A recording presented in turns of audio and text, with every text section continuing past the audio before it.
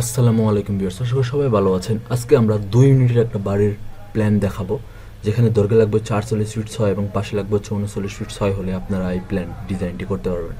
এখানে প্রথম ইউনিটে থাকবে হচ্ছে 2টা বেডরুম, মানে drawing dining space, kitchen space এবং টয়লেট, এবং সামনে বারান্দা থাকবে।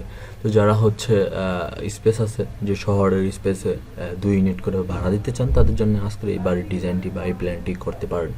এখানে আমরা 2টা বেডরুম রেখেছি, একটা হচ্ছে বেডরুমের সাথে হচ্ছে কমন টয়লেট, একটা হচ্ছে অ্যাটাচ টয়লেট আছে, এবং কিচেন আছে, ড্রয়িং ডাইনিং একসাথে।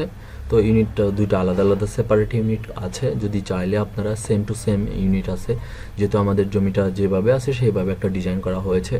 আপনার জমি যেরকম আছে সেরকম করে ডিজাইন করাতে চাইলে আমাদের স্ক্রিনের নাম্বারে যোগাযোগ করবেন।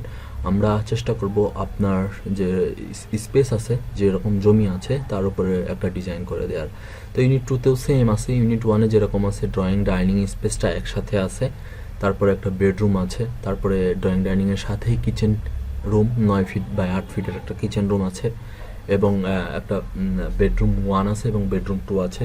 তো 1895 স্কোয়ার ফিট জমি হলেই কিন্তু আপনারা এই বাড়িটা করতে পারবেন। 2.6 কাঠা জমি লাগবে এই বাড়িটা করতে আর কি। 1895 স্কোয়ার ফিট লাগবে টোটাল করতে।